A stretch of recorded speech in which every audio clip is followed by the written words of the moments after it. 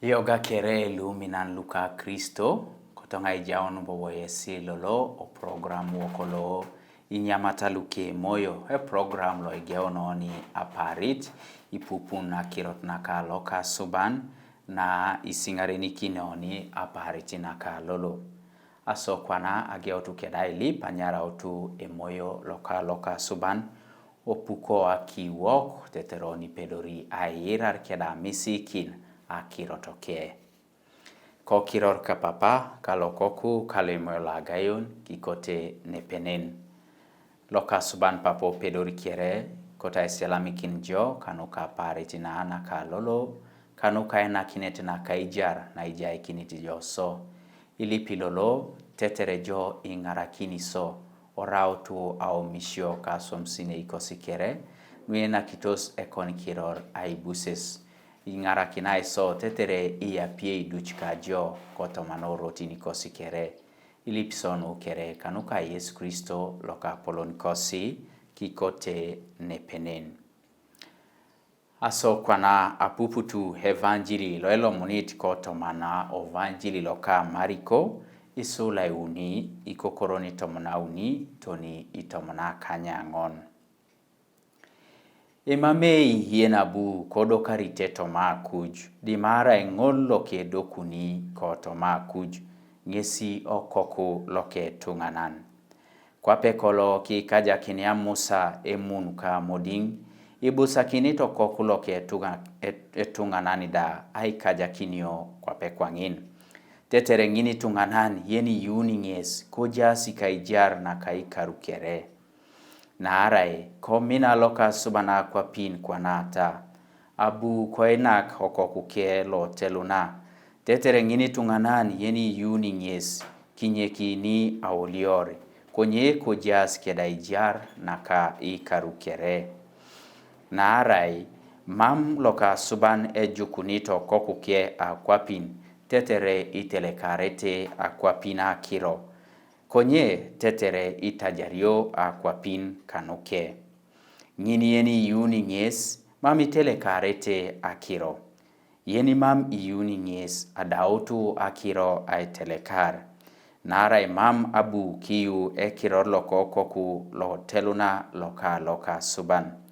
Loda nges etube ebe abu aicha kobu akwapin. Konye kominas itunga amuton. Itelekari taicha narai erok.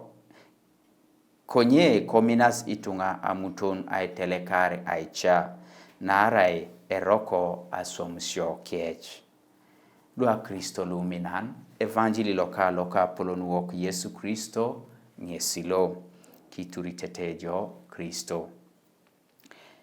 Ebo hamunengebe daoni airara kirotona na lolo idoda automana kiroto vangeli lo daoni apupun. Nepetai imuasi iboro iare lue uta Lokasuban aisishana kino ni toritoma aiwadika aetano unu agayok nuko vangeli loka Mariko. Agia unete balebe emamei yen elos toritoma kuj idi mara eloe bunit kotoma kuj okoku Lokasuban. Ijeno ni loka polon woku Yesu Kristo kwape okoku Lokasuban loe bunit toto mana kuj. Ido ajiena nut kere na ijata taroni naka Lokasuban. Erae na elo munit koto mana isishana kin naka loka polon woku Yesu Kristo. Nara erae ngesi aitodikinet naka min naka Lokasuban. Nejasi itunga kere, nejasi akwapini kere. Ido yare ikini inera bobo ebe jenunete la polonika kere lo itodikitor Lokasubanoni aminake ngese jenunet loka musalaba nara erai jenunet lo elo monitor mana itutuket dana sodit elo sete idwe luko misiri loko Israeli amodinko misiri apotu iriama kinosikedi munuolu akonyo ete kesinoi. Needa abu Lokasuban olimokina musabe oleme dopet emungon ikajak tomano musalaba. Do ngini yene ngoliari kere okonyite mun ebuni aitangale uno. Do minan Lokasuban Erai lo ijenunet lo itosoma Lokasuban bobane ijayoni. Itoriteto manatwanare na koko ke Yesu Kristo kotoman o musalaba. Ake polo musalaba ngese jenunet lo itetet lo kai tangaleuno. Ngese jenunet lo itetet lo kala kunyo.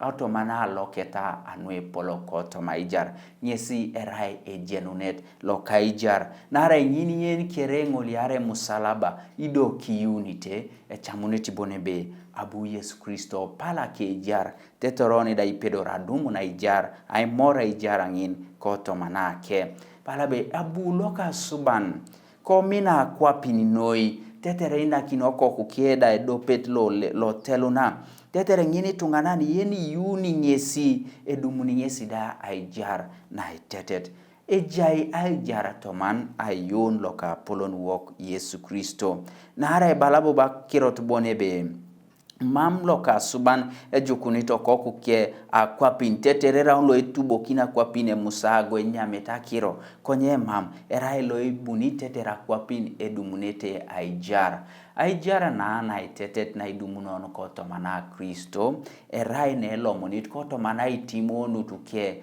to mana chamuni ke aibuok arokusho wok teteroni ipedori alachakin teteroni ipedori aitengis kwa pechut ekela kunan kosi konye rai ainingo siti dabo bakirot napana naroni chelu ipu itupitona kiron wa ayun ipupona kirot naka Lokasuban ngini parad konyi chesane jasai ningosya nwe lomnunete nwe ijaikini ijaikini tangi setanwe polo konoi tomana ayun wok o ni cheru ani puitoro tomana atiokusho nyesi murokini tunga Lokasuban ogeunta moti rotin lwe uriaka lumone sepone lo itemo kineta keche kusho imurokinete no ayun imgora boti che ani tube po katatu kusho geuneta iriane beje na abilo eje na abije ara beje muron lo eje muron je konye ne utakiro to na city kinonbe era neka Kristo bon ngisi Idumakin ona ijar ido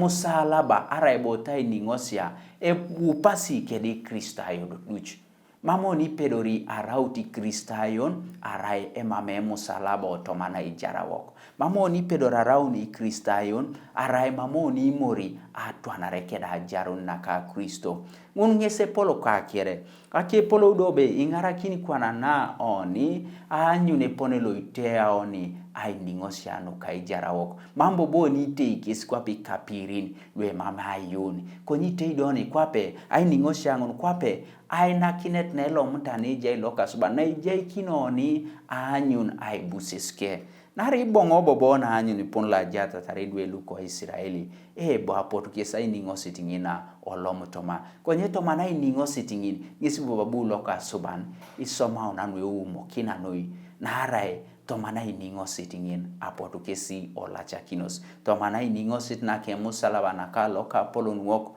Yesu Kristo apotoni da dumutu alachakino koto manao mishowo so siri kuriana odumatiting ne itortor jainingosya nara chepak ngipengin ngesi temo kitjo Lokasuban anuka ngesi aitodikin aibuses na ke kirorke aitodikin agogung na ke kirorke koto mana aijarakon solua Kristo luminan lipata teter Lokasuban iatakinoni ayun arauti tungalui yuni tingesi teteroto mana yuni wok onida idumuna ijar na mam enangi mam Lokasuban ijukunto kohuke anuka tubokinoni musago konyerai anuka aitodikinona minake aitodikinona sianu tuke kera aitodikinoni aitimonu tuke kisa kirauni nwe polo kibusa kintoni duch aitunun aso kwana epika kisi aparitu wokona kaninike teterengesi singareni kinoni ido ijaikoni asulianuke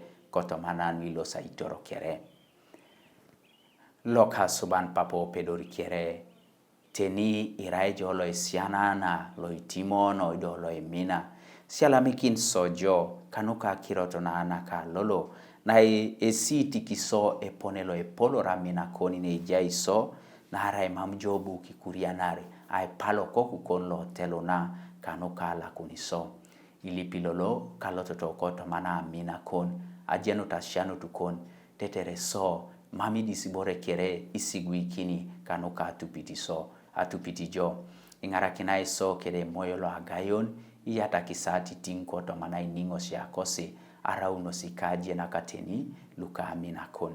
Kilipsono kere kanu ka Yesu Kristo loka apolon kosi ki kote nepenen. Aibuses kojai papa okoku kemoyola agayon kwa pekola jara geonet nat konangini parit ikarlumam edaunos ki kote nepenen. Kojai loka apolon nekus kisirerenges Lokasuban o pedori kiere papa okoku kemoyola agayon ikote nepenen. Yalamanoi araengo Father Nicholas Onyait idares Lokasuban idari ido kisirerengite. Yalama.